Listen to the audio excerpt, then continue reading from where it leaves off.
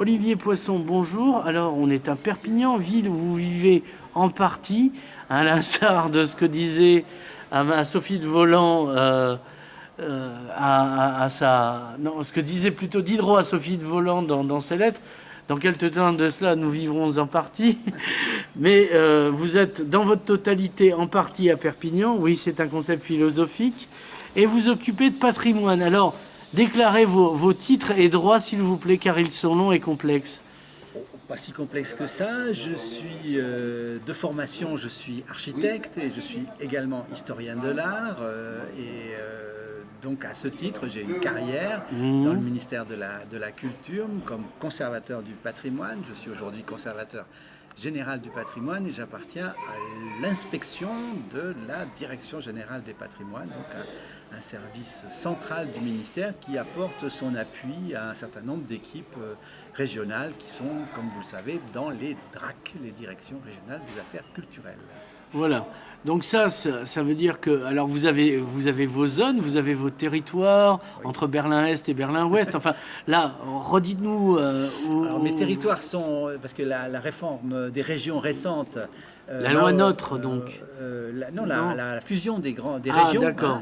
M'a contraint, enfin pas contraint, mais m'a amené à quitter la région Languedoc-Roussillon dont je m'occupais depuis pratiquement 20 ans.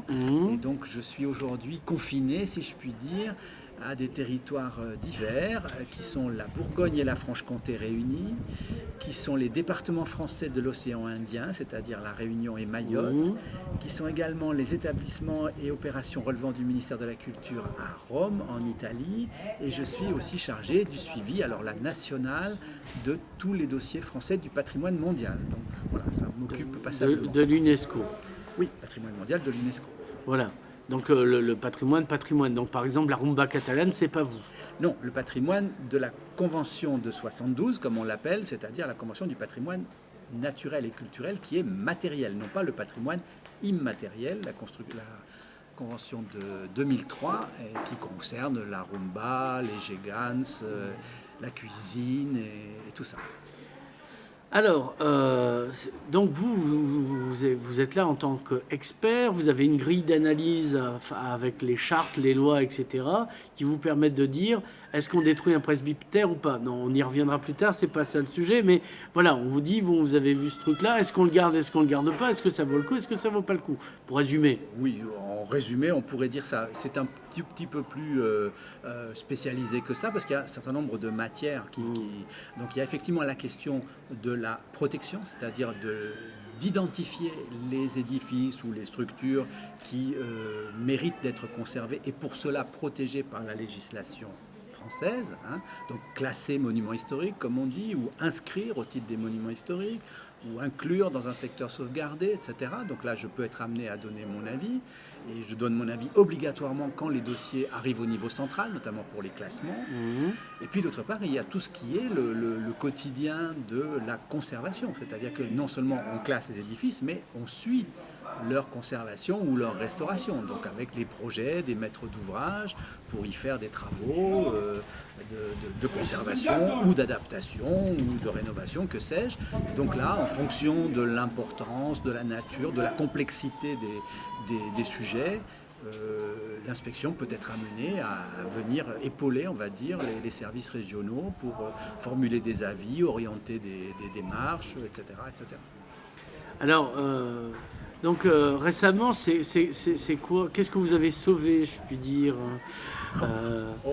Alors, sauver, vous savez... Non, vous n'avez pas réussi à sauver Angkor Wat des griffes de Malraux, ça d'accord. Vous savez que la France est très investie dans la conservation d'Angkor. Alors moi, je n'ai rien à y voir, mais d'une manière générale, la France par l'historique de sa présence au Cambodge, est très impliquée à Angkor, et notamment la restauration du Baphuon, qui est un temple montagne qui a été entièrement démonté et remonté, est l'œuvre des architectes et de l'initiative française. Mais apparemment, si vous me posiez la question de sujets sur lesquels j'interviens, voilà. Je pourrais vous dire que actuellement je m'occupe pas mal de Vézelay, qui est en Bourgogne et Nous avons des opérations très complexes sur la structure de l'abbatiale de Vézelay et justement les efforts auxquels elle est soumise. Et puis, parallèlement, je m'occupe aussi pas mal en ce moment de l'église ou de la chapelle Notre-Dame-du-Haut de Ronchamp, vous savez, le chef-d'œuvre de Le Corbusier, qui est donc construit en 1954-55. Il a maintenant 60 ans. Et Pas Le Corbusier, on parle du bâtiment. Oui, le bâtiment. Moi, je m'occupe des bâtiments. Et le bâtiment a besoin de sérieuses investigations pour sa conservation. Alors, le patrimoine, c'est quoi? À part d'un truc vieux que, éventuellement, quand on est maire de Gérone, on peut nettoyer et faire venir vachement plein de touristes dedans. Est-ce que, au-delà de l'aspect commercial, de marketing territorial, ça a un intérêt dans le vivre ensemble, on va dire, ce mot que je déteste absolument. C'est pour ça qu'il faut s'en emparer. Écoutez, le patrimoine, c'est quelque chose qu'effectivement on accueille dans la vie, dans l'expérience quotidienne qu'on a, des lieux où on habite, des lieux qu'on parcourt, parce qu'on y reconnaît un certain nombre de choses que nous partageons avec les autres. Alors ça peut être tout simplement la beauté, ça peut être tout simplement l'émotion, et ça peut être aussi une mémoire, c'est-à-dire un récit partagé, un récit commun qui nous dit des choses sur le pays, sur son histoire, sur nous-mêmes, sur notre société, sur nos ancêtres, sur la trajectoire finalement qui va se poursuivre, qu'on le veuille ou non. Donc, je ne suis pas toscan, mais le fait que je sois touché par une peinture de Bronzino au musée des Offices, c'est absolument normal. Je ne dois pas aller voir mon médecin. Ah, écoutez, alors là, je pense que ça dépend de chacun, de sa sensibilité, de son, comment dirais-je, de sa sensibilité, de son ouverture, de sa curiosité, d'être sensible plus ou moins à des choses. Et on peut être sensible à la fois sur des raisons purement formelles, purement esthétiques. On peut être séduit par des formes, par des couleurs. Et en même temps, on peut être sensible à d'autres aspects, au fait qu'une chose soit ancienne, qu'elle soit vieille, qu'elle soit marquée par le temps, qu'on y voit les traces de l'outil, de la main qui l'a créé. Ou ça peut être aussi une nostalgie, ou pas une nostalgie, mais une figuration du passé en tant qu'histoire, en tant que société, en tant que mémoire collective. Genre la nostalgie du temps où à Versailles on ne mettait pas du Kunz et que ça aurait pas été possible, ou encore Chiche Kapoor, je sais, le dernier avec le vagin de la reine. Enfin, c'est ça dont vous parlez. Est-ce que l'art contemporain pourra devenir du patrimoine? Ah mais non, mais il n'y a pas de question. Oui, l'art contemporain est le patrimoine de demain, et le patrimoine est l'art contemporain d'hier. D'accord. Et vous savez, et Louis XV a démoli l'escalier des ambassadeurs à Versailles, qui était une œuvre majeure, parce qu'il a jugé à un moment donné qu'il devait la remplacer par quelque chose d'autre. Et aujourd'hui, nous mettons Anish Kapoor ou autre en suivant les modes du moment. Le temps fera le tri de savoir ce qui vaut vraiment la peine, mais c'est tout à fait légitime, et c'est le mouvement des choses contre lequel nous ne pouvons rien. Est-ce que Speer, c'est aussi du patrimoine? L'architecte d'Adolf Hitler et de Germania qui n'a pas vu le jour. Ah, écoutez, parce que voilà, c'est sur l'ambiance. Est-ce que tout peut devenir du patrimoine, ou est-ce qu'il y a des choses qui, du point de vue moral, font que vaut mieux le raser puisque c'est Speer, etc., etc. Alors tout est...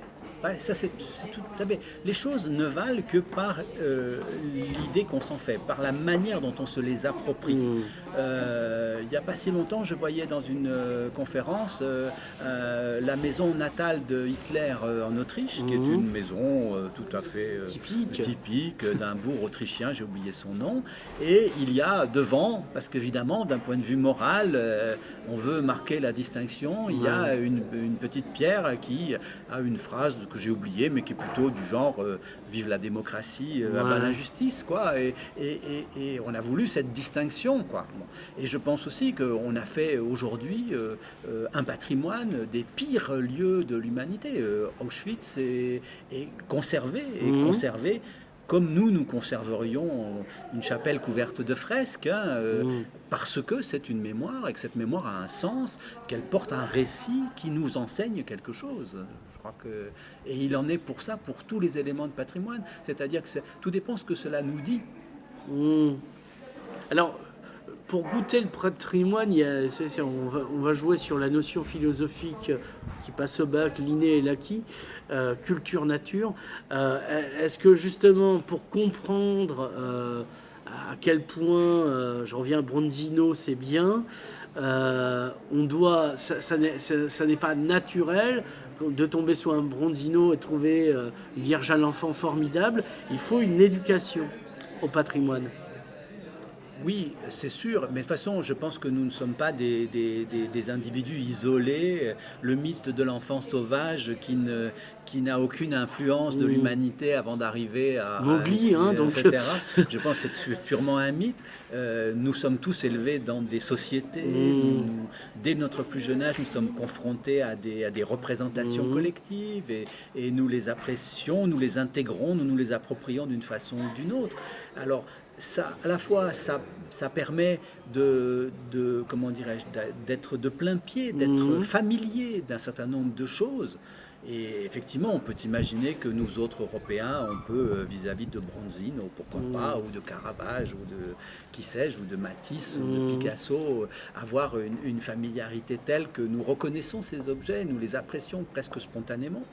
D'un autre côté, cette formation, cette éducation que tout individu reçoit, et je pense quelles que soient les sociétés, elle permet aussi une intelligence des formes. Et je crois que tout être humain, et d'ailleurs il n'y aurait pas de réalité mondiale de la culture s'il n'y avait pas ça, est capable de reconnaître, d'apprécier telle ou telle forme artistique. Nous sommes bien étonnés parfois des choses, je ne sais pas moi, des peintures corporelles des peuples de l'Homo, ou des coiffures pittoresques des Papous de Nouvelle-Guinée, etc. Et c'est bien parce que nous avons une sensibilité humaine, artistique, qui nous ouvre à ça.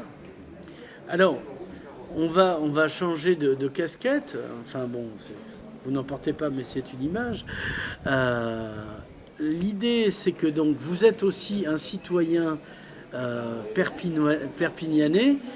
Et qu'est-ce que vous comprenez au fait que cette ville ait reçu le label il y a déjà un certain temps et qu'elle le conserve, ville d'art et d'histoire, au regard de la pratique patrimoniale ici, Alors, qui est un peu la même que Daesh à Palmyre? Écoutez, là, il faut distinguer les choses parce que le label Ville d'Art et d'Histoire est un label qui est décerné par le ministère de la Culture et qui est le fruit d'une convention entre le ministère et la ville. Et en l'occurrence, cette convention a pour objet comment dirais-je, la communication et la pédagogie du patrimoine et sa mise en valeur. Et donc je pense que de ce côté-là, la ville de Perpignan, qui est d'ailleurs a recruté une animatrice du patrimoine qui est dédiée à cette tâche, a mis en œuvre les procédures, les méthodes, etc. Les cahiers des charges. Les cahiers des charges, même les expositions, les publications, les conférences, les visites conférences, qui lui permettent de satisfaire à ce cahier des charges. Et de ce côté-là, je n'ai aucune critique à faire et je suis heureux d'ailleurs que la ville de Perpignan garde ce label Ville d'Art et d'Histoire parce que c'est quand même un investissement permanent.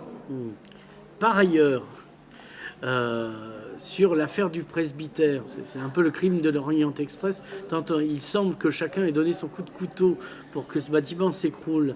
En tant que Perpignanais et pas effectivement, là je suis obligé de dire que je laisse de côté tout ce qui peut être mon implication professionnelle. D'ailleurs, je ne suis plus compétent, comme je vous l'ai dit, pour le Languedoc-Roussillon, donc pas pour Perpignan. Et simplement, comme citoyen, je peux regretter cette espèce de rage et d'aveuglement qui a conduit à la destruction de cet édifice. Cet édifice pouvait être parfaitement conservé. C'est un édifice qui avait des qualités architecturales et plastiques tout à fait intéressantes, historiques même, parce que c'est un édifice du tout début du XXe siècle, qui donc annonce un certain nombre de courants architecturaux du XXe siècle, et spécialement d'ailleurs le courant un peu issu du modernisme barcelonais, dont il était finalement une expression assez, comment dirais-je, avant-gardiste, même si elle était assez, comment dirais-je, ténue. Évidemment, franchement, c'est pas une œuvre de Gaudi ou de Domenech, ça ne veut Mhm. pas dire une chose pareille, évidemment, mais il y avait des aspects dans cette création qui étaient tout à fait intéressants pour Perpignan et pour comprendre justement d'ailleurs quelle est la trajectoire de l'architecture moderne à Perpignan.